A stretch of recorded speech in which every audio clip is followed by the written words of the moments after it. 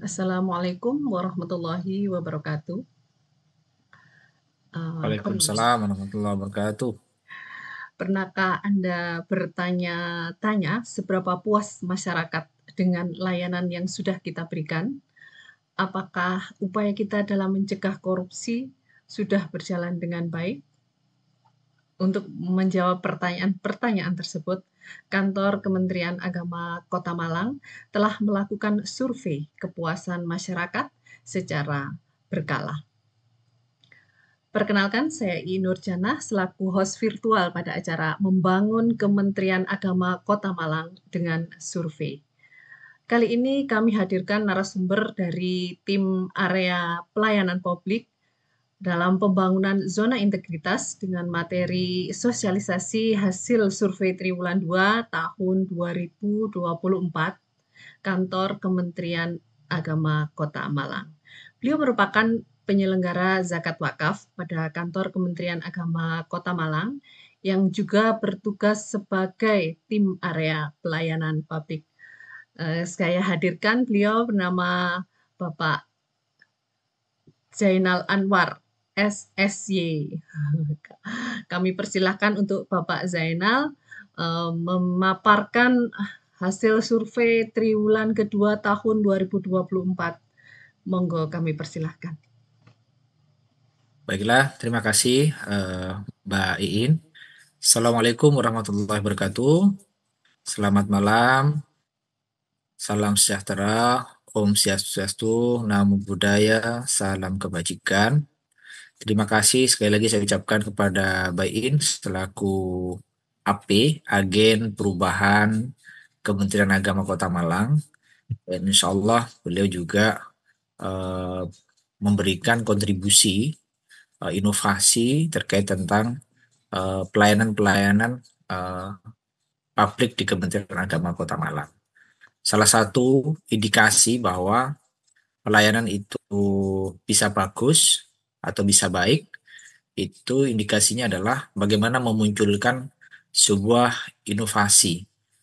Dan inovasi ini tentunya tidak sekedar inovasi uh, ucuk-ucuk atau tiba-tiba muncul, tapi inovasi yang memang berdasarkan dari kebutuhan di masyarakat. Seperti Bayin ini, inovasinya apa kemarin ya Bayin ya? Mohon maaf untuk inovasi masih awal, jauh lebih baik dari panjenengan.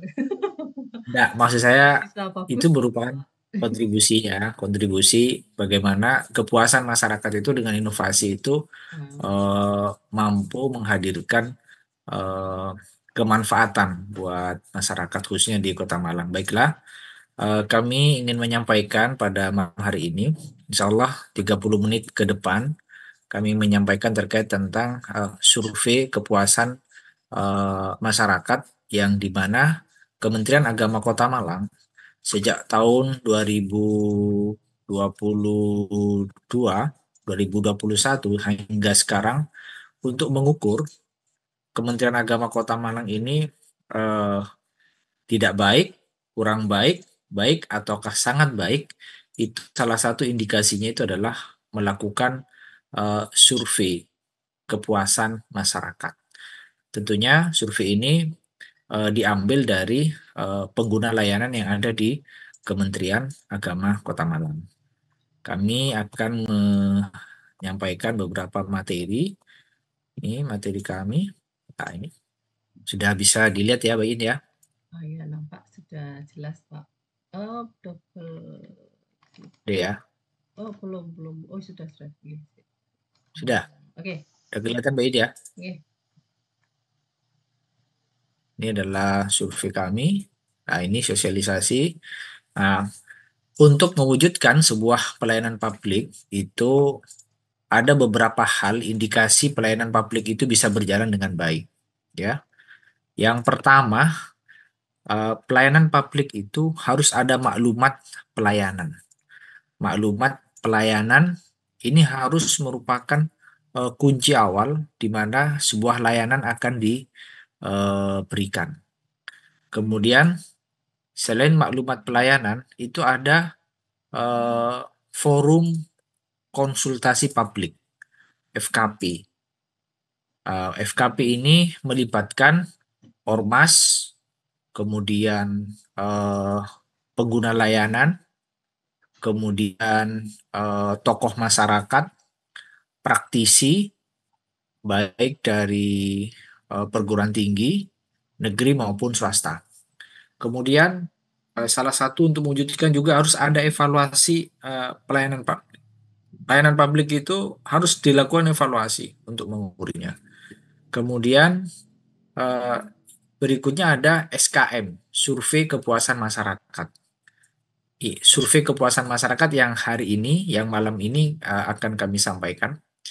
Kemudian yang keempat, itu ada pengelolaan pengaduan.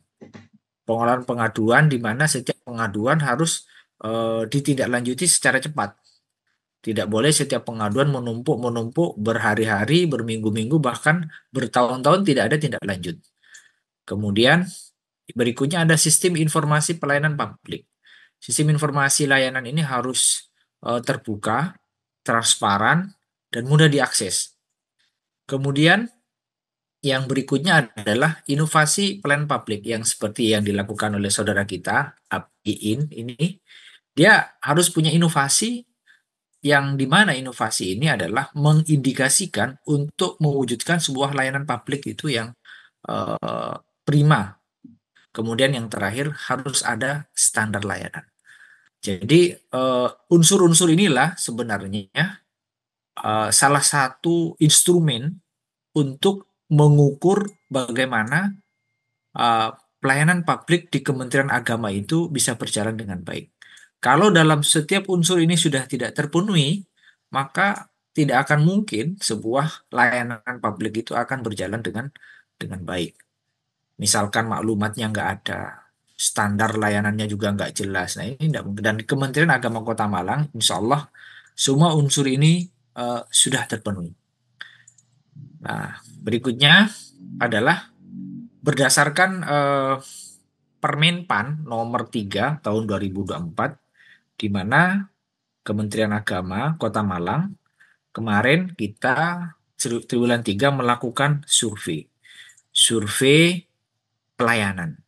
Survei pelayanan ini tentunya mengacu kepada peraturan Menpan RB nomor 3 tahun 2024, yang mana di dalam peraturan itu menyampaikan bahwa terkait tentang teknis pengusulan ya unit kerja satuan menuju WBK atau WBBM dan pelaksanaan survei mandiri zona integritas tahun 2024. Yang disurvei ada dua. Yang pertama, survei persepsi kepuasan pelayanan dan survei persepsi anti korupsi. Itu yang menjadi alat ukur kita untuk melakukan sebuah pelayanan itu berkualitas atau tidak. 2023 Kementerian Agama telah mendapatkan penghargaan dari Menpan RB, itu termasuk kategori pelayanan publik bidang jasa dengan predikat sangat baik. Di seluruh Indonesia ada 3 yang diberikan penghargaan oleh oleh Menpan RB. Salah satunya adalah Kementerian Agama Kota Malang. Dalam pemberian penghargaan itu ada 3 kategori juga. Yang pertama kategori administrasi, kategori jasa, sama kategori barang. Nah, Kementerian Agama Kota Malang bagian dari kategori jasa. Seluruh Jawa Timur, Kementerian Agama Kota Malang merupakan satu-satunya yang mendapatkan predikat pelayanan publik sangat baik. Dan tentunya ke depannya kita akan terus melakukan sebuah peningkatan. Lah, di Permenpan nomor 3 tahun 2024 kemarin kita memberikan survei kepada masyarakat, khususnya pengguna layanan, dengan menggunakan skala bintang 6. Skala 6 ini sebagai alat ukur. Kalau biasanya kita bintangnya maksimal biasanya bintang 5. Kalau Grab itu kan bintangnya kalau nggak salah bintang 5 ya. Pokoknya kalau sudah 5 itu sangat baik. Dan kebetulan Menpan ini eh, menurut Permenpan nomor 3 tahun 2024 dia skalanya skala 6. Bahkan pada saat tertentu Permenpan itu bisa mengeluarkan bintangnya bintang 10. Oh, bintang 10. Nah, ini Menpan menggunakan bintang 6. Baiklah, saya teruskan. Nah, apa SKM itu? SKM itu merupakan bentuk kerjasama antara penyelenggara pelayanan publik dengan masyarakat dalam rangka melakukan penilaian kinerja pelayanan agar penyelenggara layanan dapat meningkatkan kualitas layanan. Jadi kerjasama di sini tentunya kerjasama untuk saling menguatkan, kerjasama untuk melakukan feedback.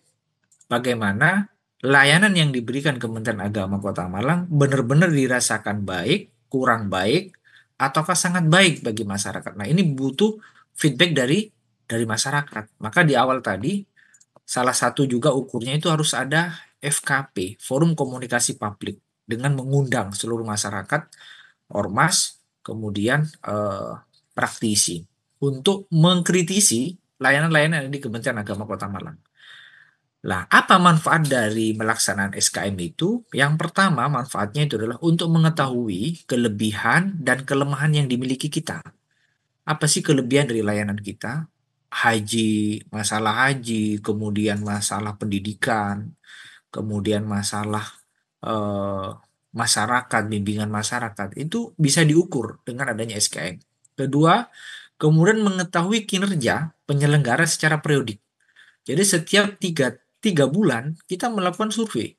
3 bulan kita melakukan survei, kemudian setelah dilakukan survei akan dilakukan tindak lanjut. Tindak lanjut dilakukan juga perbaikan. Itu pasti setiap melakukan survei pasti ada tindak lanjut. Kemudian berikutnya yang ketiga, manfaat itu adalah bahan penetapan kebijakan dalam perbaikan pelayanan. Artinya hasil survei ini nanti akan kita melakukan kebijakan. Misalkan satu contoh dari hasil survei nanti, eh, misalkan eh, pengguna layanan misalkan kurang ramah, misalkan tidak tidak senyum, tidak salam, tidak sapa, maka kebijakan dari penyelenggara dalam hal ini unit Kementerian Agama Kota Malang bagaimana memberikan pelatihan dan pendidikan pada front office nanti untuk bisa itu tadi senyum, sapa dan salam. Kemudian yang keempat, eh, adanya partisipasi aktif masyarakat dalam penyelenggaraan pelayanan publik. Jadi kami meminta kepada masyarakat umum untuk bisa aktif memberikan masukan kepada Kemenak terkait tentang bagaimana sih sebaiknya layanan yang ada di Kementerian Agama Kota Malang. Itu kami sangat mengharapkan benar koreksi dari masyarakat. Apa yang dikatakan oleh Bapak Kepala Kantor, Gus Samton, beliau selalu sering menyampaikan kita jangan sampai alergi terhadap koreksi dari masyarakat. Pimpinan jangan sampai alergi untuk dikoreksi anak buah. Itu yang selalu didengungkan oleh Bapak Kepala Kantor kita, Gus Samton, selalu menyampaikan begitu. Begitu juga kita juga tidak alergi bagaimana ketika masyarakat memberikan masukan kepada kita. Karena masukan itulah sebenarnya sebagai bahan kita untuk membangun bagaimana Kementerian Agama Kota Malang itu bisa baik. Kemudian yang kelima, untuk diketahui IKM secara menyeluruh terhadap terhadap hasil pelaksanaan pelayanan publik. Kemudian yang keenam, memacu persaingan positif antara unit penyelenggara pelayanan. Jadi bersaing dengan sehat. Jadi kita benar-benar terbuka, terukur, dan transparan. Itu sebenarnya salah satu manfaat dari SKM. Jadi tidak kemudian SKM kita eh, istilahnya istilahnya kalau itu hasilnya tidak baik dikatakan baik. Kalau hasilnya baik dikatakan sama tidak. Sebenarnya kita akan mengukur sejauh mana pelayanan yang diberikan oleh Kementerian Agama. Berikutnya, eh,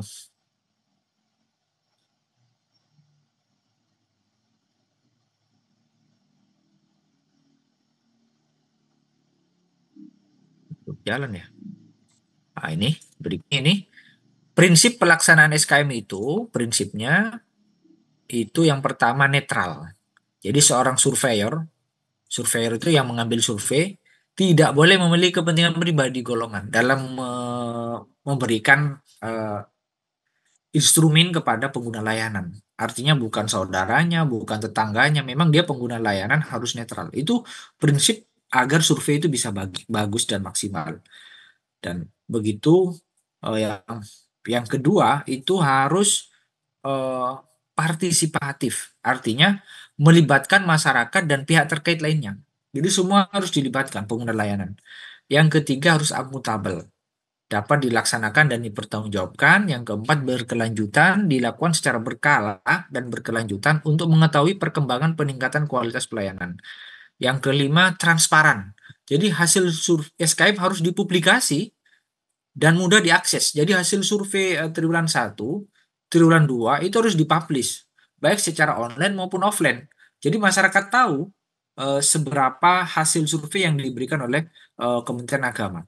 Kemudian yang ke-6 itu keadilan. Jadi menjangkau semua pengguna layanan. Jadi baik itu pelayanan haji, pelayanan nikah, pelayanan produk halal, semua ya jenis-jenis layanan yang ada di Kementerian Agama semuanya harus mendapatkan yang namanya lembar instrumen survei.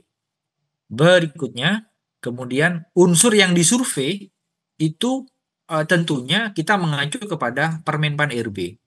Jadi Permenpan RB nomor 14 tahun 2017. Jadi unsur yang dilakukan survei itu pertama terkait persyaratan. Yang kedua, sistem mekanisme prosedur. Yang ketiga, waktu penyelesaian pelayanan. Kemudian yang keempat, biaya tarif. Yang kelima, produk layanan, perilaku pelaksana, kemudian kompetensi pelaksana, penanganan pengaduan, dan sarana prasarana. Jadi unsur-unsur inilah yang sebenarnya sebagai dasar pembuatan instrumen. Jadi instrumen yang kita berikan kepada masyarakat itu mengacu kepada Permenpan RB. Jadi tidak kemudian kita bikin instrumen yang tiba-tiba mengarang sendiri atau menulis mereka sendiri, tidak. Jadi instrumen kita mengacu kepada Permenpan RB. Bahkan kemarin instrumen kita sempat diajukan kepada BPS, Badan Pusat Statistik di Kota Malang, untuk mengoreksi hasil survei kami. Maksudnya mengoreksi itu apakah pertanyaan ini sudah memenuhi standar pertanyaan. Sehingga oleh BPS kami diberikan nomor izin atau nomor register bahwa survei yang diberikan sudah memenuhi.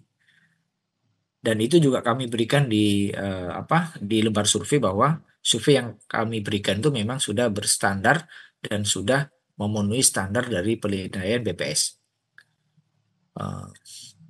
Berikutnya itu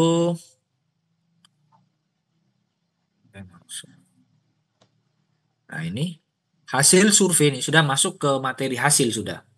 Hasil survei kalau tadi itu adalah hal-hal yang dibutuhkan dalam pelaksanaan survei itu tadi untuk mengukur kepuasan layanan. Berikutnya adalah hasil survei triwulan 2. Hasil surveinya, data responden yang kita berikan kemarin itu selama semingguan kita berikan ke responden itu ada sekitar 42% itu perempuan, kemudian laki-lakinya itu 58%. Itu grafik berdasarkan jenis kelamin. Jadi banyak laki-lakinya yang disurvei daripada perempuannya. Kemudian, nah ini jumlahnya laki-laki jumlahnya 26, perempuan 19. Jadi jumlah responden kami yang diberikan 45 orang kemarin yang diberikan. Sampelnya 45 orang. Minimal sebenarnya 30. Dan 45 ini terdiri dari ada pelayanan haji, ada pelayanan nikah, ada kemudian pelayanan produk halal, ada pelayanan administrasi lain. Semuanya harus dijangkau para pengguna layanan ini. Kemudian siapa yang disurvei dari kategori pendidikannya itu rata-rata 45% itu sudah S1. Paling banyak itu adalah S1, berikutnya adalah S2. Artinya apa? Eh, Orang sarjana itu sudah mampu memahami pertanyaan-pertanyaan yang ada di lembar instrumen. Jadi insya Allah dia akan menilai kantor kami dengan ya dengan baik, dengan benar, dengan jujur, karena 45% respondennya itu adalah S1. Selisihnya sedikit itu adalah S2, 31%. Sisanya adalah ada SD 2%, SMA 9%, D1, D2, dan D3 13%. Artinya survei ini insya Allah eh, sudah menjadi alat ukur yang bagus karena yang diberikan adalah rata-rata sarjana. Kemudian berikutnya adalah eh, responden berkategori pekerjaan. Pekerjaan mereka rata-rata itu adalah PNS. 42% PNS, 24% swasta. Berarti kalau PNS ini bisa lah kalau memahami birokrasi pelayanan, arti sebuah pertanyaan itu layanan-layanan itu senang atau tidak senang, atau nyaman atau tidak nyaman itu PNS insya Allah bisa lah untuk memahami pertanyaan-pertanyaan kalimat-kalimat itu. Berikutnya, karena kalau pertanyaan survei itu sulit untuk dipahami oleh masyarakat, ya kadang hasilnya juga tidak tidak akurat gitu loh. Tidak akurat antara pertanyaan dengan isian, kadang misleading. Jadi ini maksudnya apa pertanyaan ini? Jadi nggak paham. Jadi insya Allah kalau PNS insya Allah sudah memahami itulah. Kemudian berikutnya,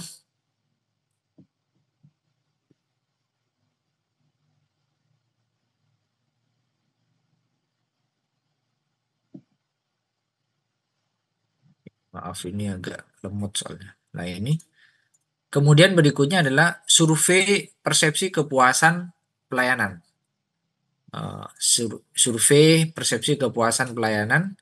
Ini yang disurvei itu ada 8 unsur kepuasan layanan ini.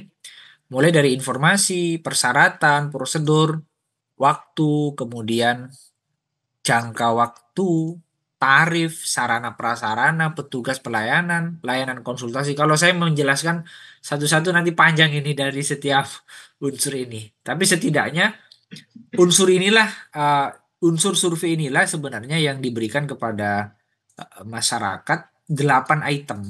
Nanti dari 8 item di breakdown menjadi 25 item pertanyaan itu. Tapi 25 item itu tidak keluar dari pertanyaan ini. Apakah informasinya sudah jelas yang diberikan kepada masyarakat? Apakah persyaratannya itu sudah sesuai?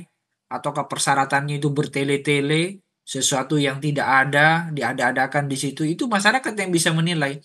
Apakah alur prosedurnya sudah benar? Ataukah antara orang masuk, kemudian bayarnya, misalkan kalau kita ke belanja, belanja misalkan kita nih beli barang. Nah, beli barang itu apakah setelah beli barang bayar dengan penerimaan barang itu sejalur ataukah harus muter-muter lagi? Ini mengenai prosedur. Kemudian jangka waktu. Jangka waktunya lama, 5 menit, 10 menit, ataukah setengah jam, itu harus ada kepastian. Terus biaya atau tarif. Biayanya ini, nah ini biayanya ini ada biayanya atau tidak, itu harus harus jelas dalam dalam pelayanan itu. Kemudian sarana prasarananya mendukung apa enggak, bangkunya sempit, kemudian pengap, kemudian pegawainya mungkin kurang menarik, bisa aja itu, kemudian eh, kurang nyaman, petugas layanannya kemudian masih cemberut, mencucu, kemudian apa lagi, nggak sumai, atau itu diukur di pertanyaan tadi. Kemudian eh, layanan konsultasi pengaduannya apakah bisa diakses ataukah bisa ditindaklanjuti dengan cepat. Pertanyaan ini yang diberikan. Berikutnya, lah, analisis hasil surveinya itu bisa dikatakan sangat baik kalau rentang nilainya 3,53 sampai 4. Baik 3,06 sama 3,53. Kurang baik 2,60 sampai 3,06. Tidak baik itu 1 sampai 2,59 itu indeksnya. Itu ukuran frekuensi kategorinya dia bermutu layanannya atau tidak, dia predikannya A, B, C, D itu kalau sudah memenuhi rentang nilai interval itu. Nah, dari tadi 8 aspek pertanyaan, 8 unsur pertanyaan, kenapa menjadi 25 aspek pertanyaan? Jadi dari 8 itu dipecah lagi, dikembangkan lagi pertanyaan-pertanyaan tadi. Tapi tetap tidak keluar dari 8 konteks pertanyaan tadi. Nah, ini pertanyaannya seperti apa? Nanti bisa dibuka di lembar surveinya, nanti tidak perlu saya membahas di sini. Nah, ini pertanyaannya itu macam-macam tadi terkait informasi, terkait persyaratan. Nilai yang didapat itu rata-rata 3,92. 3,92 itu nilainya predikatnya adalah A, sangat baik. Sangat baik dan rata-rata itu adalah nilainya 3,9 rata-rata. Tetapi nilai sangat baik itu bukan berarti tidak ada yang harus dibenahi. Kemudian, oh sudah sangat baik, nggak perlu ditindaklanjuti. Tidak. Kami tidak seperti itu dalam hal survei. Setiap melakukan survei, pasti harus ada yang ditindaklanjuti. Dengan cara apa mengukurnya? Mencari nilai yang paling rendah dari yang baik itu mana? Dari item pertanyaan. Dari 45 respon, mana item yang paling rendah? Dari 25 unsur itu. Ternyata tidak lanjut kami, ruang lingkup yang tertinggi kemarin itu terkait tentang sarana prasarana pendukung pelayanan online. Pertanyaannya itu, apakah sarana prasarana pendukung pelayanan sistem pelayanan online sudah hemat biaya? Pertanyaannya begitu. Ternyata itu paling tinggi. Predikatnya sangat baik. Apa buktinya itu sangat tinggi, sangat baik? Apa dasarnya kalau itu? Kalau selain angka, jelas. Nilainya bagus, dia mengukurnya. Sangat baik. Itu secara angka. Kemudian bisa dibuktikan nggak selain angka tadi itu? Kalau itu memang baik. Mari kita lihat. Sistem pelayanan online. Kita punya layanan online yang namanya Senyum. Ini namanya analisa sudah. Ini namanya analisa. Kita punya layanan online yang namanya Senyum. Sehat, nyaman, unggul, maju. Itu filosofi. Insya Allah beliau juga Senyum ini juga inovasi dari Kementerian Agama Kota Malang. Layanan ini adalah layanan Senyum secara online. Bagaimana layanan Senyum itu? Coba kita ukur. Hasilnya seperti apa layanan Senyum? Nah ini. Dari hasil kami mengambil dari grafik layanan Senyum online, hasil analisa kami di bulan April sampai Juni 2024, penggunaan layanan Senyum sebanyak 275 penggunaan layanan dengan berbagai jenis layanan, hasilnya didapatkan 95% pengguna layanan menyatakan sangat baik. Itu lihat grafiknya. Dari jumlah itu, ada 275 pengguna layanan, 261 orang menyatakan sangat puas. Karena di Senyum itu kalau nggak salah bintangnya bintang 5 ya kalau nggak salah itu di Senyum itu. Yang bintang 5 yang tertinggi itu adalah sangat puas, bahasanya puas. Bahasanya puas, tidak puas, cukup puas, puas, dan sangat puas. Kalau di Permenpan itu bahasanya sangat baik. Kalau di Senyum itu IKM-nya itu antara puas dan tidak puas. Lah, setelah kami ambil grafiknya itu ternyata 261 itu mengatakan puas. 10 orang puas, 3 orang sangat tidak puas, 1 orang cukup puas. Gitu. Maka wajar dari hasil survei yang diberikan kepada masyarakat, beliau mengatakan bahwa pelayanan sistem pelayanan online sudah hemat biaya. Jadi melayani masyarakat itu tidak harus datang ke kantor, cukup lewat layanan Senyum. Mau daftar TPQ, mau daftar Madin, mau pengurus haji, mau apa saja, itu sudah lewat Senyum. Tanpa harus bertemu dengan orang, langsung setelah itu ditindaklanjuti. Kalau mau daftar banyak Pak kasih. Itu ya. Kemudian berikutnya ruang lingkup yang terendah. Selain tadi yang tertinggi, sekarang yang terendah. yang terendah itu adalah terkait tentang petugas layanan. Dalam pertanyaannya itu, apakah petugas melayani dengan ramah? Pertanyaannya begitu. Ramah itu apa? Indikasinya tadi itu ada senyum, ada salam, ada sapa, ada sopan, ada santun.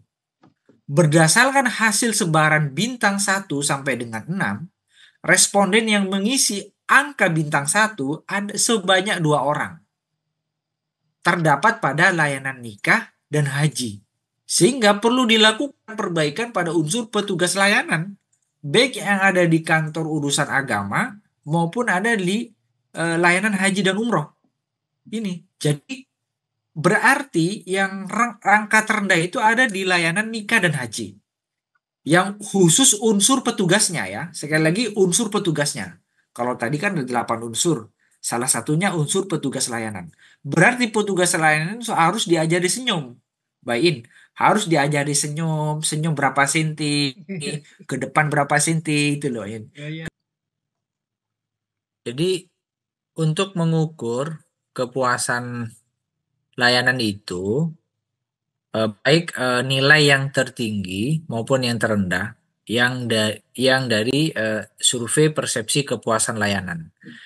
Yang terendah itu ternyata ada pada layanan nikah dan haji, di mana petugas layanan di sini adalah kurang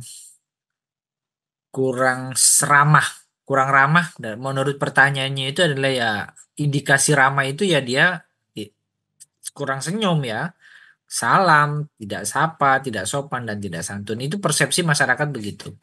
Maka tugas kami adalah bagaimana memberikan pelatihan dan pembinaan kepada petugas layanan. Tentunya pelatihan dan pembinaan inilah sebagai aksi rencana tindak lanjut. Insya Allah nanti akan dilakukan triwulan ketiga, akan dilakukan pelatihan dan pembinaan. Nah, untuk melatih dan membina ini tidak sembarangan dilatih dan dibina.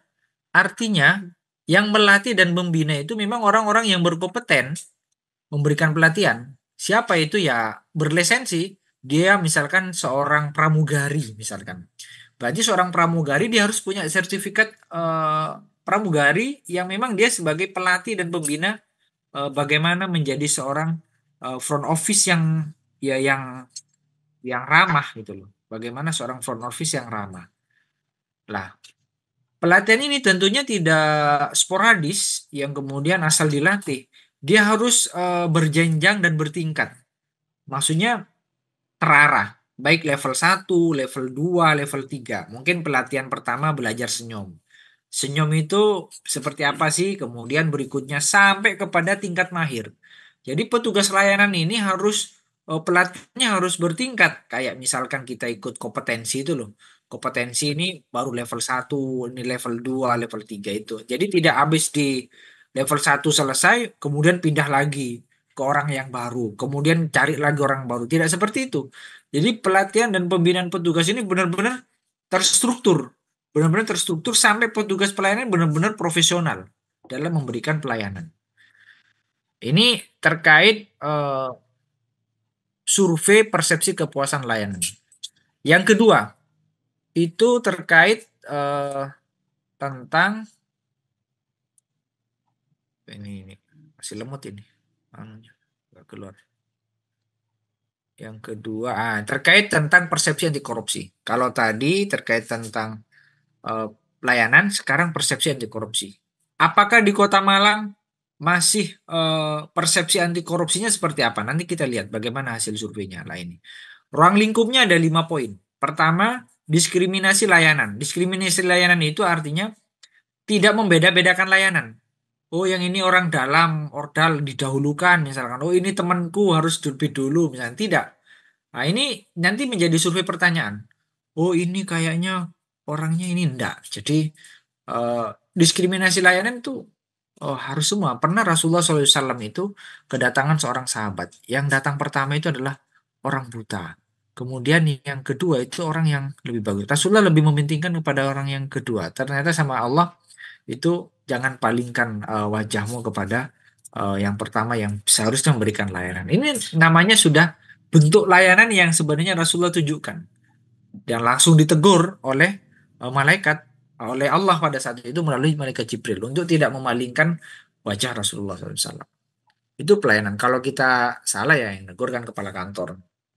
Nah, kemudian yang kedua, pelayanan di luar prosedur, kecurangan. Misalkan pelayanan di kantor kemudian nengomai kan gitu ya.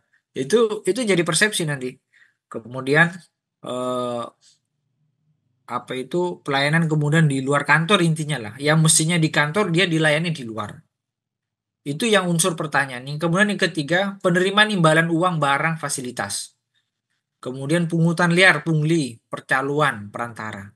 5 pertanyaan inilah yang diberikan kepada responden untuk dijawab. Apakah dari 5 pertanyaan nanti itu dia diukur baik, kurang tidak baik, kurang baik, baik ataukah sangat baik. Itu untuk mengukur. Berikutnya, lah, analisanya apa? 5 ruang lingkup pernyataan itu dari 8 aspek. Berarti kalau tadi itu 8 unsur menjadi 25 aspek pertanyaan, kalau sekarang 5 unsur menjadi 8 aspek pertanyaan. Artinya apa? Itu tidak keluar dari pertanyaan-pertanyaan tadi. Tetap hanya unsur pertanyaannya yang aspek pertanyaannya yang dikembangkan. Nilainya 3,91. 3,91. Persepsi anti korupsinya 3,91.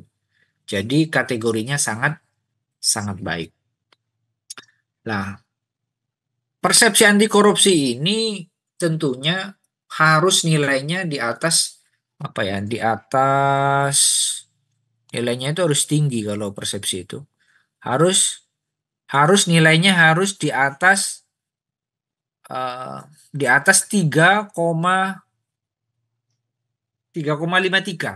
atau 3,3 persis. Tidak boleh di bawah 3,53. 3,53 itu misalnya 3,49. Itu nggak bisa. Tidak bisa diajukan untuk masuk kepada pembangunan zona integritas. Jadi persepsi anti korupsi benar-benar harus 3,53 nilai angkanya.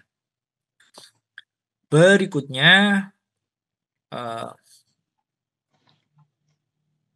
nih nilainya 5 unsur pertanyaan ini. Lah, persepsi anti korupsi tetap kita akan melakukan tindak lanjut. Kita akan melakukan tindak lanjut. Nih, tindak lanjutnya seperti ini. Tertinggi dari 8 unsur pertanyaan itu, pertanyaan begini. Tidak ada petugas yang menerima pemberian imbalan fasilitas berupa akomodasi, hotel, resort, perjalanan, jasa, transportasi, komunikasi, hiburan, voucher, belanja, dan lain-lain. Pertanyaannya seperti itu. Nah, responden mengisi nilai ini sangat tinggi terkait unsur ini. Ini bisa dibuktikan di mana Kementerian Agama Kota Malang itu berkomitmen bersama melalui baleho, melalui online itu untuk menyatakan bahwa 0 rupiah terkait tentang pernikahan, no gratifikasi, no pungli, no korupsi. Itu disampaikan di flyer-flyer di beberapa media kanal di Kementerian Agama untuk tidak melakukan seperti itu. Maka wajar kalau ini kemudian nilainya sangat tinggi. Berikutnya, jadi indikasinya kenapa itu sangat tinggi ya karena tadi itu kita Kementerian Agama kok berkomitmen itu juga menyampaikan bahwa dilarang untuk memberikan sesuatu yang sifatnya gratifikasi. Baik di surat tugas juga kita sampaikan berita itu. Berikutnya adalah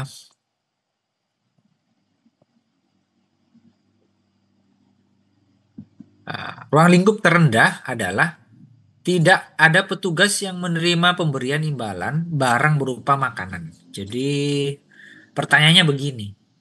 Pertanyaannya adalah tidak ada petugas yang menerima pemberian imbalan barang berupa makanan jadi, rokok, parcel, perhiasan, elektronik, pakaian, bahan pangan, dan lain-lain di luar ketentuan. Itu angkanya 1 sampai 10. Nah, ternyata angka ini terendah. Pertanyaan unsur ini terendah. Jadi persoalan rokok itu memberi rokok kepada petugas itu ternyata persoalan tersendiri kalau menurut pertanyaan ini. Dan ini terjadi di layanan nikah. Jadi mungkin orang-orang yang melayani mungkin dikei rokok atau apa mungkin ya karena ini persepsi. Jadi itu dianggap sebagai eh, apa ya korupsi mungkin ya. Parsel mungkin berkatan atau apalah yang bahan pangan atau yang lain-lain. Ini berbeda dengan pertanyaan yang kebalikannya itu hal yang terkecil itu persepsi masyarakat bisa menjadi sesuatu yang rendah penilaiannya. Maka dari situ kemudian agen perubahan APIIN dengan teman-teman melakukan tindak lanjutnya dengan gerbek ZI. Nah, gerbek ZI itulah yang untuk memberikan penjelasan kepada KUA pada tanggal 5 sampai dengan 7 Agustus itu memberikan penjelasan bahwa pentingnya untuk tadi itu tidak menerima apapun dan jenis apapun dari masyarakat bagi penghulu yang menikahkan. Jadi kalau kita menerima berkat mungkin bisa saja uangnya diselipno di dalam berkatnya misalkan. Itu bisa saja itu loh. Maka tidak menerima apapun semestinya itu. Nah, di sini muncul angka ini terendah itu loh. Maka perlu sebenarnya sosialisasi terus kepada masyarakat. Bahkan kemarin juga mengadakan sosialisasi di daerah Kecamatan Sukun ya. Ya. Dalam pagi itu branding terkait apa itu ya anti gratifikasi, pagar nikah yang merupakan inovasi layannya Buy In itu punya layanan namanya pagar nikah, pencegahan gratifikasi nikah itu juga harus terus dikembangkan Buy In. Pagar nikah itu seperti apa? Ke depan itu bagi penghulu itu setiap menikahkan harus membawa papan nama. Insya Allah sudah jadi, ini sudah dibuat, diberikan kepada penghulu, artinya berkomitmen untuk tidak menerima apapun.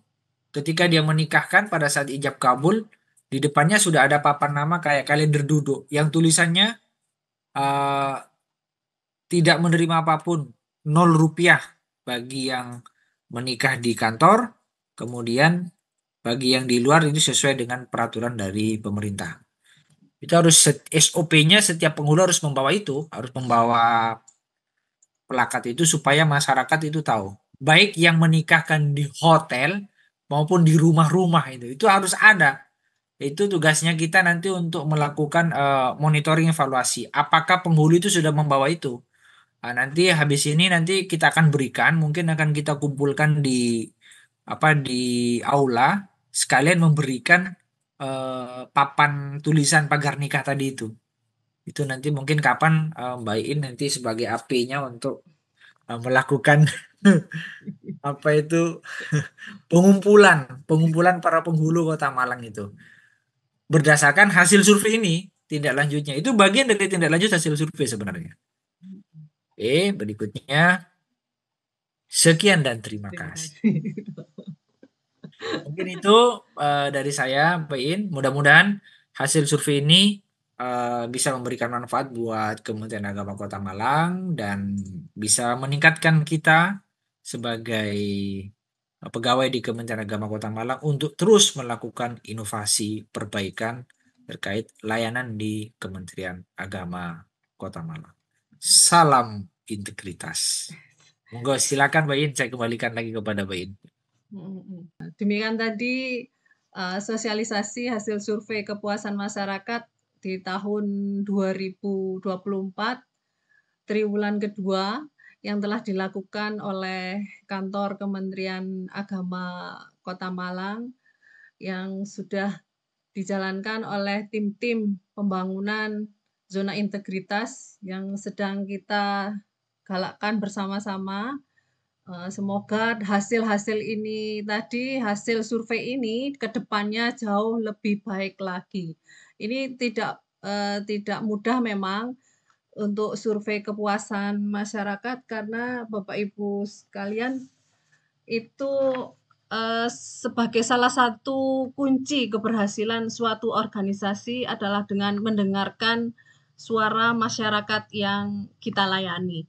Untuk itu, Kantor Kementerian Agama Kota Malang secara rutin dan terus-menerus melakukan survei kepuasan masyarakat. Hasil semua yang menilai adalah masyarakat, karena kita sebagai abdi negara itu memang tujuan utama kita adalah memberikan kepuasan yang sebaik-baiknya kepada masyarakat. Itu ya Pak Zainal. Mungkin bisa dengan adanya sosialisasi ini kami harapkan dapat meningkatkan kesadaran masyarakat akan pentingnya survei dan mendorong partisipasi aktif dalam upaya meningkatkan kualitas pelayanan publik di Kementerian Agama Kota Malang. Mari kita bersama-sama terus meningkatkan kualitas pelayanan di kantor Kementerian Agama Kota Malang dengan mengisi survei kepuasan, dan mohon berikan masukan Bapak Ibu, saudara sekalian yang menonton video yang kami buat ini melalui survei persepsi anti korupsi untuk mewujudkan pelayanan yang bersih dan transparan yang sedang kita galakkan ini. Untuk bantuannya kepada Bapak Ibu untuk komen di video di YouTube, di media sosial kami yang sudah kita tampilkan ada di mana-mana. Mohon bantuannya. Ada lagi yang mau disampaikan atau kami cukupkan sampai di sini, Bapak Zainal? Cukup, Pak In. Mungkin nanti ada sesi tanya jawab, mungkin ada Bapak Ibu yang ingin memberikan pertanyaan, masukan, saran bagi kami buka seluas-luasnya. Silakan membuka website kami, YouTube kami untuk interaksi. Kami butuh itu untuk demi kebaikan panjenengan semua. Terima kasih Bapak Zainal atas waktunya, dan kami tutup acara virtual hari ini. Terima kasih semuanya. Assalamualaikum warahmatullahi wabarakatuh. Waalaikumsalam warahmatullahi wabarakatuh.